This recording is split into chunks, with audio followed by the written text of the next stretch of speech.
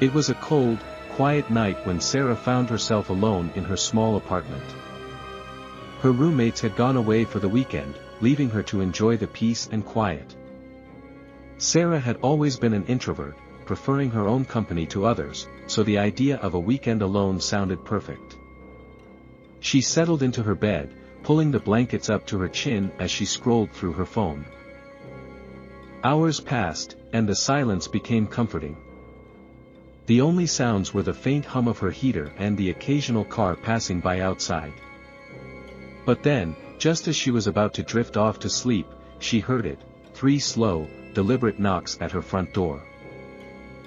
Her heart skipped a beat. It was almost midnight, and she wasn't expecting anyone. For a moment, she thought it might be her roommates playing a prank, but then she remembered they were miles away. She sat up in bed, her ears straining to listen for any other sounds. Silence. Sarah cautiously slipped out of bed and tiptoed to the door. Her apartment was small, and the hallway leading to the front door felt like it stretched on forever. Her hand hovered over the doorknob, her breath held as she listened for any movement on the other side. Nothing. Maybe it was her imagination. But just as she turned to walk away, the knocking started again. 3 slow, heavy knocks, louder this time, as if whoever, or whatever, was outside was growing impatient. Sarah's pulse quickened. She glanced through the peephole, expecting to see nothing. But there, standing just outside her door, was a figure. It was tall and cloaked in darkness, its face obscured by the shadows. Panic set in. She backed away from the door, her mind racing. Who could it be? What did they want? She reached for her phone and dialed 911, her hands trembling as she waited for the operator to answer. As she explained the situation, the knocking stopped. The operator assured her that help was on the way, but Sarah couldn't shake the feeling that something was terribly wrong. She stayed on the line, pacing nervously around her living room, waiting for the sound of sirens. But then, just as the operator asked her if she was still alone, she heard it again, the knocking. This time, it was coming from her bedroom window. Sarah froze, her blood running cold. Her bedroom was on the 2nd floor.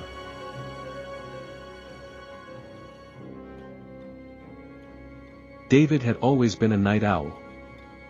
He loved the quiet of the night, the way the world seemed to slow down and everyone else was asleep. It was during these late hours that he did his best work, writing, reading, or simply watching movies. But one night, something happened that made him reconsider his late-night habits forever. It was around 2 a.m., and David was sitting on his couch, flipping through channels. The room was dimly lit, the soft glow of the TV casting shadows on the walls. Everything was normal, or so it seemed. But then, out of the corner of his eye, David noticed something strange. At first, he thought it was just his imagination, but as he looked closer, he realized there was a figure standing just outside his window. His apartment was on the ground floor, with large windows that faced the street. And there, in the darkness, was a man. The man was wearing a white mask, a simple, featureless mask that covered his entire face. He stood perfectly still, his hands hanging loosely at his sides, just watching.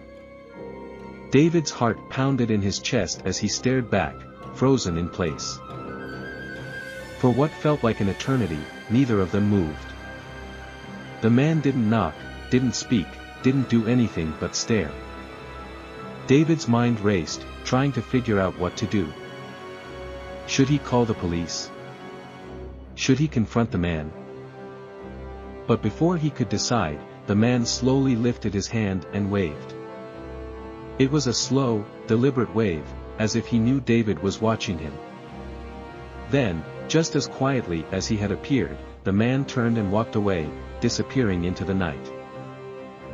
David stayed awake for hours after that, his mind reeling from what had just happened. The next day, he checked with his neighbors, but no one had seen anything unusual. He even called the police, but without any real evidence, there wasn't much they could do. For weeks, David couldn't shake the feeling that the man in the mask was still out there, watching him. Every night, he made sure to lock his doors and close his blinds, but the memory of that figure standing outside his window haunted him. And sometimes, late at night, he swore he could hear the sound of footsteps just outside.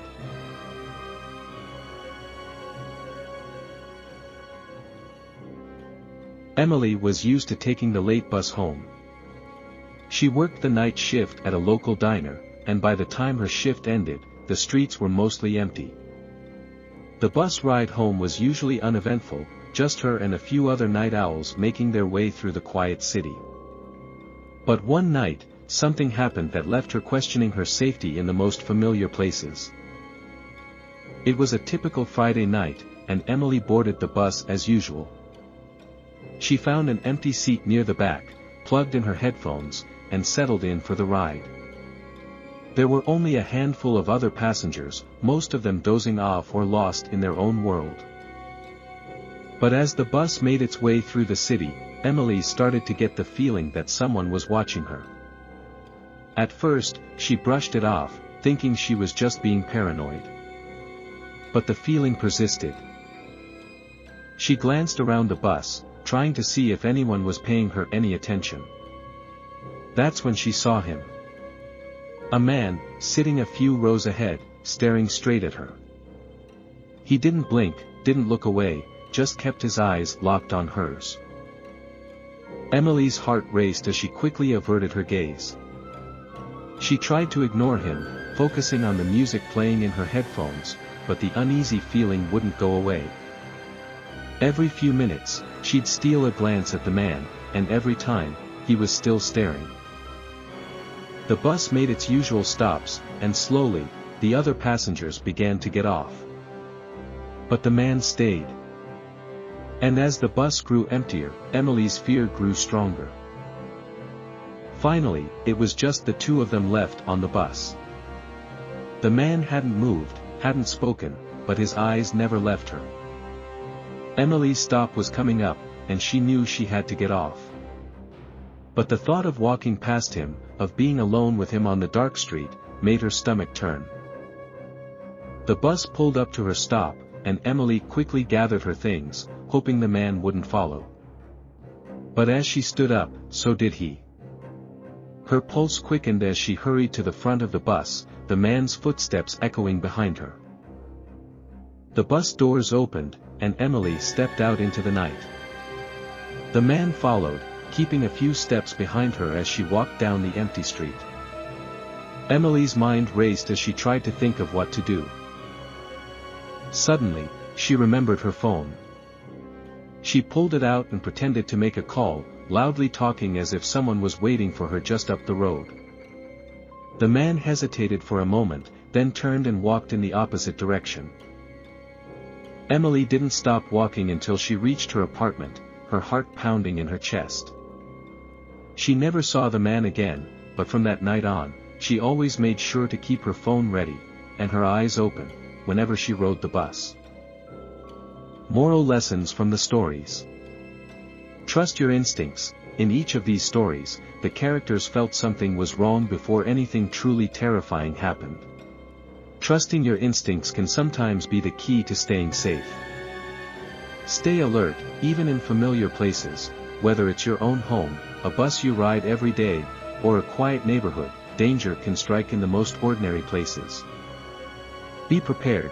Sometimes, a simple precaution, like locking your doors, closing your blinds, or having your phone ready, can make all the difference in a dangerous situation.